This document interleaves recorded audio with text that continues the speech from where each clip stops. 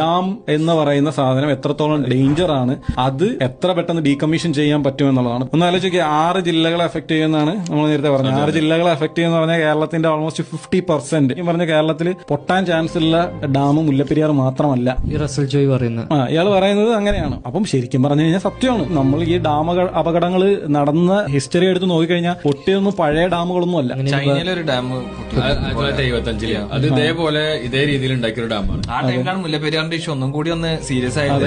America Hiroshima നഗാസാക്കിയില് അണുബോംബ് ഇട്ടതിനെക്കാട്ടിലും 150 ഇരട്ടി പവറിലേക്ക് ഈ വെള്ളം അടിക്കാൻ.